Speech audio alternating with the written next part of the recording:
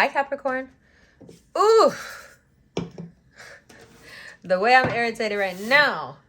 Listen, the dentist is going to have to wait for messing up my video. I called them. I was like, listen, you guys called and messed up my video. I'm doing one of those no context TikTok rants right now, I guess. Was making videos, doing the Pisces Extended.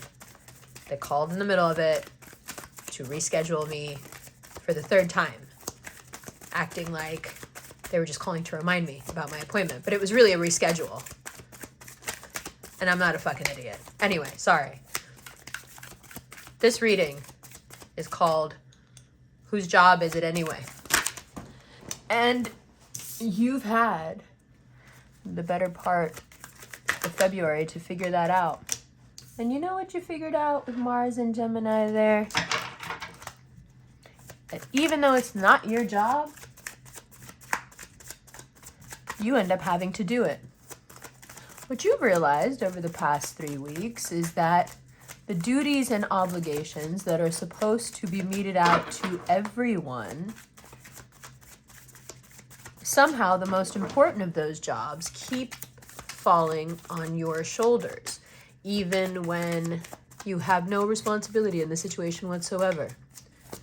How many different swords for different people do we carry before we become treasonous to ourselves, before we become so much of a giver that there's nothing left for us? You ever met a Sag who was too generous, too nice, too loud, talked too much? What are they like? They're exhausting, right? After a while, you're just like, shut the fuck up, please, right?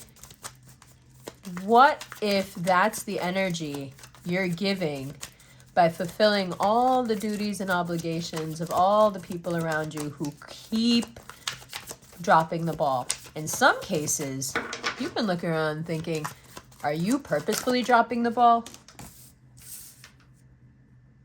Are you trying to empty the cup? Are you purposefully dropping the ball? Is this some kind of feigned incompetence, so I'll do it for you?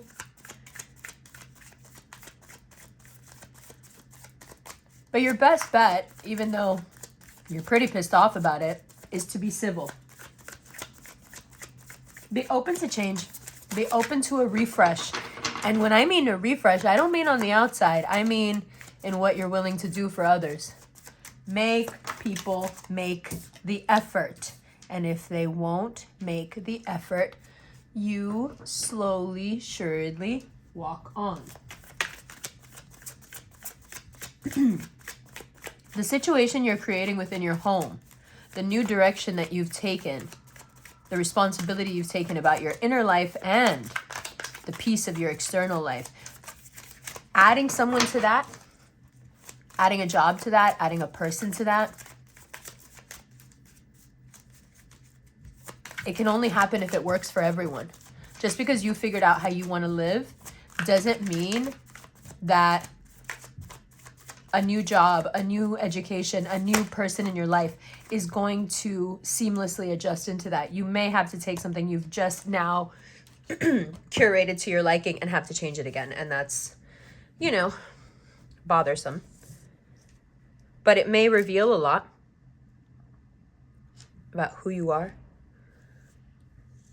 Because when we create our surroundings, right, to make us comfortable, we always have that one closet or that one drawer where the things go that we don't know what to do with. In ADHD, we call that the wolf drawer or the wolf bag or wolfing. But I suspect, and the cards are very much reading you here, I suspect for you that area of your house, of your life, is where you put the things that you are done dreaming about.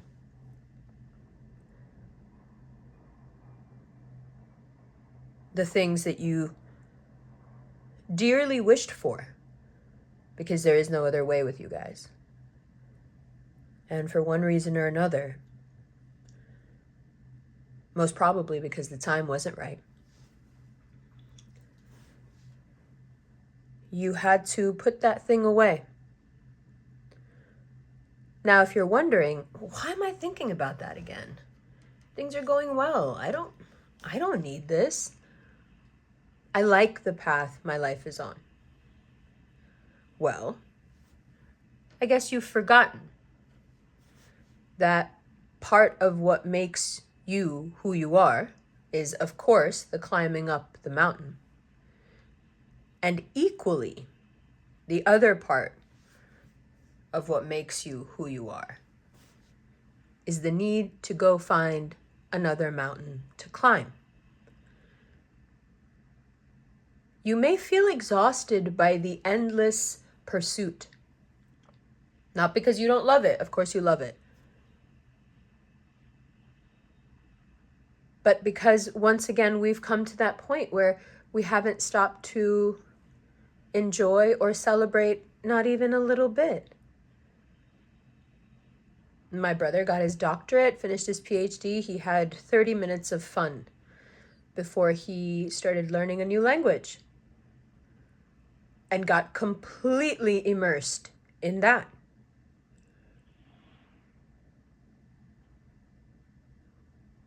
And I thought to myself, I would probably take a year just to tell everybody I had a PhD before I could even focus on anything else. He celebrated for 30 minutes.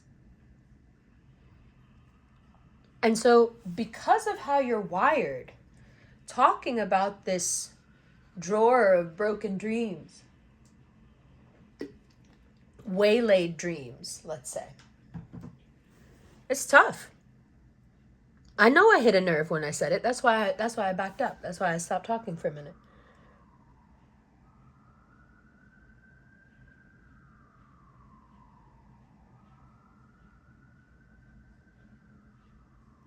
For the last 3 weeks, you have been working harder than you may have in a long time with the least amount of credit. With even less credit than usual. And it's so confusing. I'm working harder. I'm doing more. I'm better. I'm smarter. I'm evolving in so many ways. Why am I getting less affirmation, less money, less opportunity? This doesn't make sense. Don't lose hope.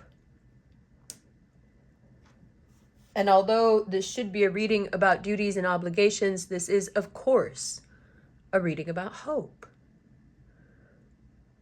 So let's approach it a different way. What if you were to open that drawer?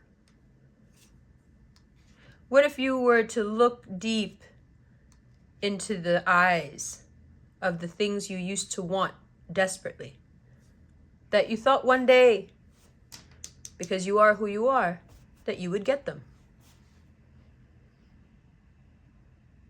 When you look into the face of all the things and all the ways in which you should have won and you didn't,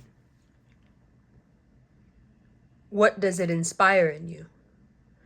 Because I feel like up until now it's inspired regret, pain, sorrow.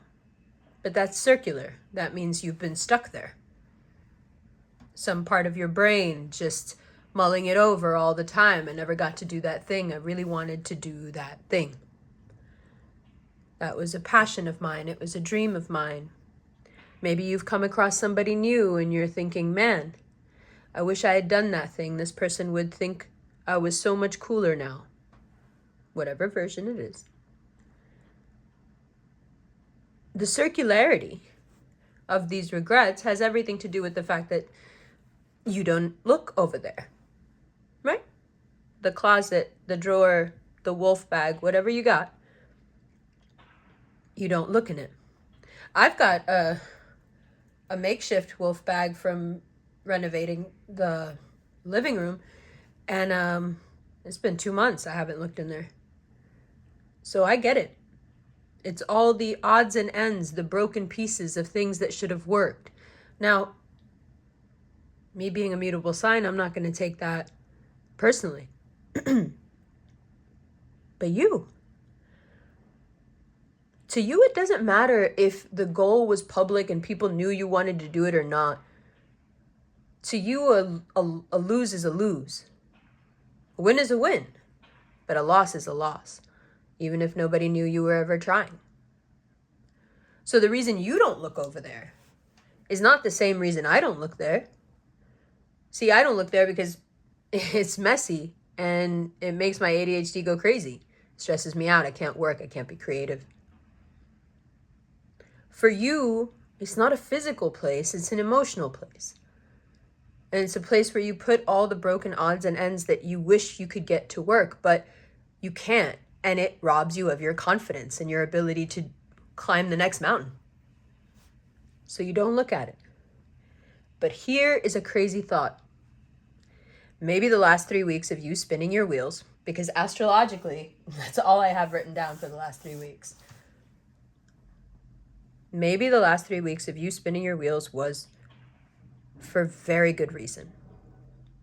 Maybe some of those things that you thought you had to walk away from because you would not be able to conquer them.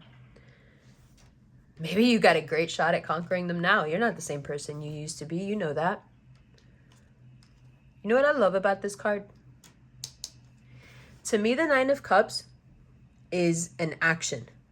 And to me, it's the reading of a book, a beloved book.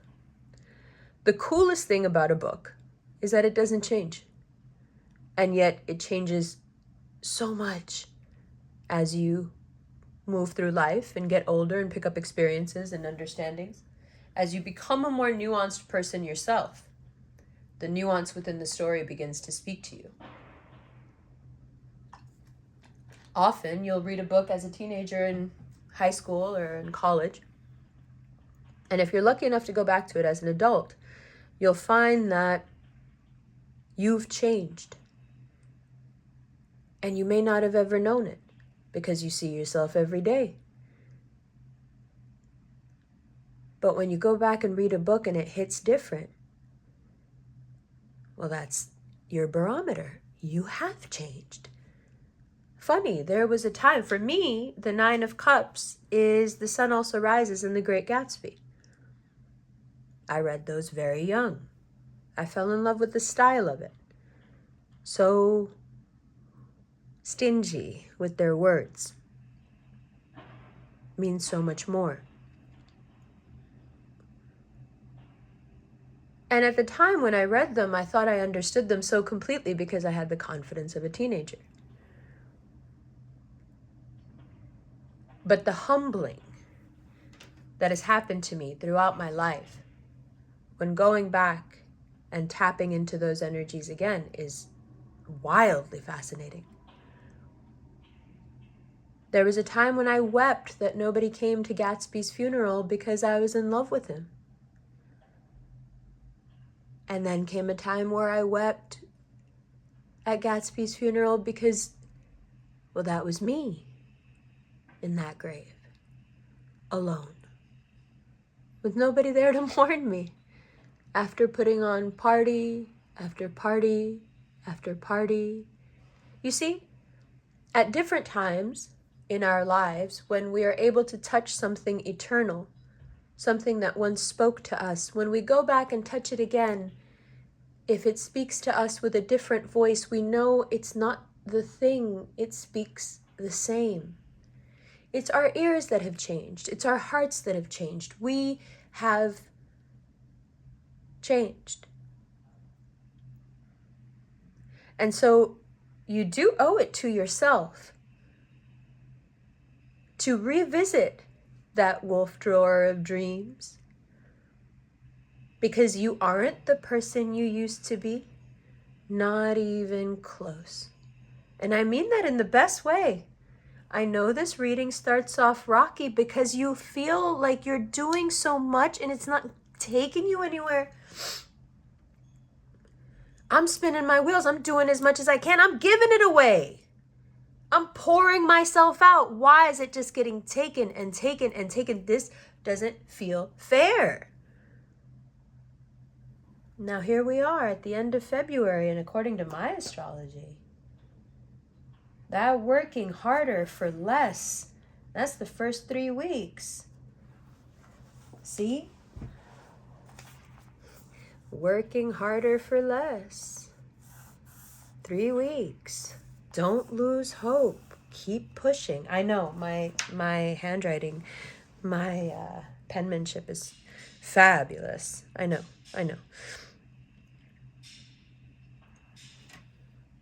Because the first 3 weeks have just... This is what's so beautiful about meshing astrology and the cards. I'm sorry, I'm just taking a professional moment here for anyone who also happens to be a reader.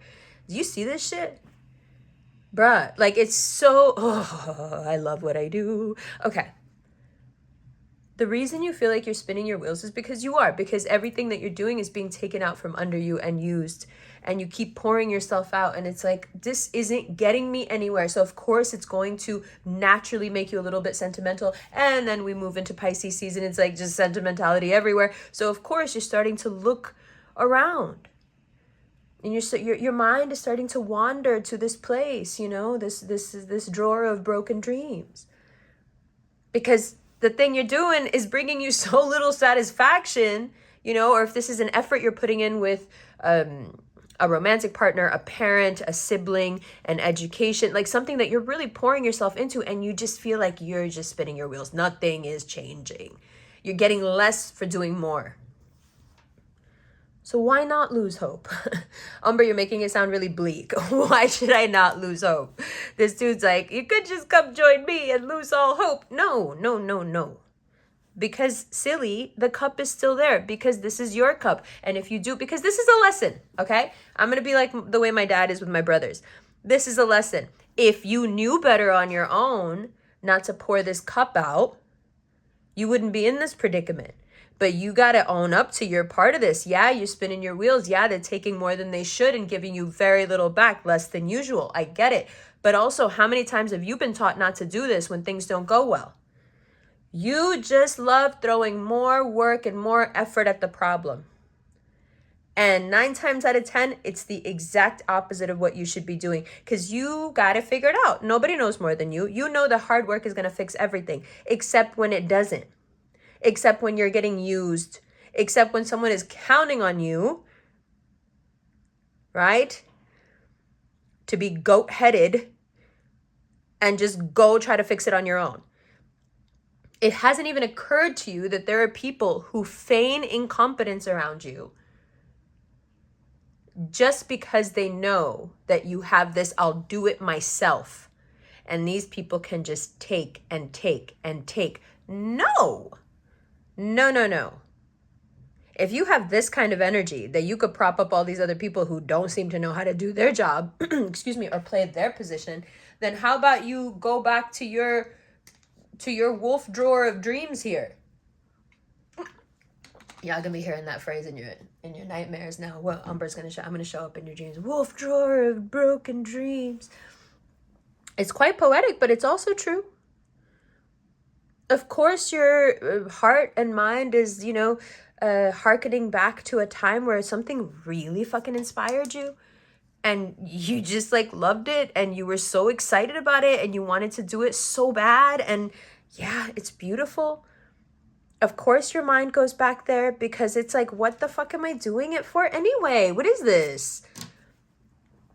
And especially with Mars and Gemini, because you're like, let's go. And the more you're like, go, the more they're like, yeah, go do it. But when you look at this really sensitive area of your life,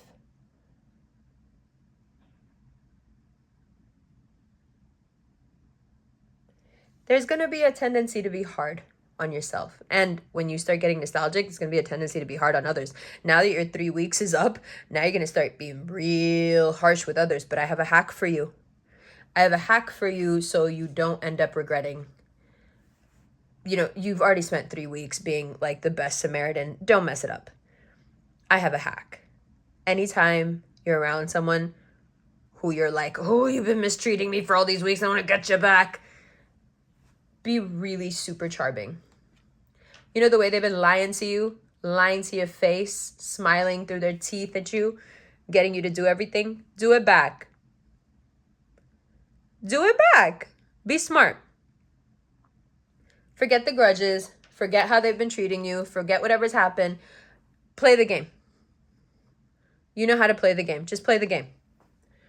Not for any other reason, but that they deserve it. Did that motivate you? I think it did. Play the game. Be bold. They wanna be funny, right? They wanna be cute. They want to be cute. They think they can manipulate you into doing their work and everybody else's work, and you got to do all the heavy lifting because, you know, you're goat-headed and you're just going to do it. No, you're smarter than that. You can play up all of that if you want to. You can make them believe every bit of it. But you need to be smiling back through your teeth at them. Okay? You need to charm these people. That's how you manipulate them. They've been manipulating you, right? They've been manipulating your work ethic, your good nature, the fact that you are a problem solver, the fact that you're decent. They've been manipulating that, right? They've been taking advantage of it. Now you use what you got, and you got so much of it, baby. When you turn on the charm offensive, whoa. Don't admonish them. Because if you admonish them and get mad at them, then everything falls apart. But you have a stake in this too. Okay? Be smart. Don't admonish them. Charm them. Drown them. Drown them in the sweetness. Drown them. Wash them right out of your life. Okay? So we can focus on what's important. Because the truth of the matter is, these people, there's a certain mindset that keeps you involved with situations like this. And I think up until now, I'm pretty sure that mindset had to do with lack of power, control, and feeling like, you know, there was like this fairy tale spot on the mountain that you wanted to reach. Like you've been lying to yourself. Like, when I get there, everything's going to be perfect. And then, you know, you just like completely forgetting that any time you've ever gotten to the top, you've gone straight back to the bottom of another one. But for a little while, this was a glorious dream, and it probably motivated you quite a lot. But we've got to assess where we are now. Because in between what you thought you wanted and where you are now is the space where you are being manipulated constantly. Yeah? And especially when we're talking about money, work seems to be the larger, like the overarching theme here. A lot of this manipulation for me feels like it's being done in a work environment, not so much a romantic environment at all. Just like there's a lot of money involved here where people are basically taking your work, making you work, and they're keeping the money when they should be spreading it around more evenly, or at least you need to say something. This could be the most protracted way of saying you need to ask for a raise. And yes, I know in this economy that's not like, but you know what? I think you can ask pretty confidently. Don't be scared. Don't be scared. The reason I bring your attention to this drawer of dreams is because in that drawer is also how much you believed in yourself, how much you believed in the future, how much you believed in the possibility of success and of doing something deeply fulfilling and being successful. Amongst the rubble, yeah, that's just really raw material, are your hopes, is your optimism, your passions may lie there. And it's worth turning your attention that way, even if it hurts your ego a little. It's okay. You're the one who keeps telling yourself if it's in the drawer, a loss is a loss. Maybe it's not. Maybe what you thought was a loss was just a win in waiting. But you need the guts to go back there. You're Tom Cruise standing at the top of the building in Vanilla Sky. That's how he did it, right? I don't want to wake up if I don't have the guts to jump off.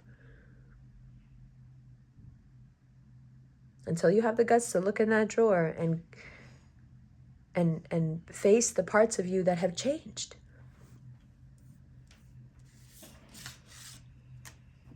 And use it as a barometer. Well, you You may just keep searching for that happiness, because who's to say that you didn't find it already? And in the moment that it didn't work out, you decided, well, that doesn't work. Well, maybe it does. How do you know? Unless you go back and look. There's no shame in it. It's just your past. It's just your dreams. You know, there's a 18-year-old version in there. There's a 20-year-old version in there. You know. And for those of you who are a bit younger, when you're still in your teens or your early 20s, make it a healthy practice to look in that drawer. Don't make it a place of shame. Make it a place of incubation. A warm, nurturing, soft place where you put things until they're ready to grow. See, I tell you a lot that I have these Capricorn brothers, but I am a Cancer rising. I like to watch things grow. And I am fully aware that my brothers have always benefited from that slow, loving, nurturing that doesn't ask you to succeed. It doesn't ask you to win. These plants are never going to jump up and hug me. There's no pinnacle of perfection that they haven't reached already. Their purpose is to live and to give. And that's enough. They don't need to win. You understand what I'm saying? There's winning in that. They don't need to win. A little of that. Line the drawer with that. And see what happens. And you fucking thought just because the reading was late that it was going to be trash? Did you think that? Ugh. Now that I'm really looking at this reading, I'm so glad that I got pissed off before, because it really does clear my vision and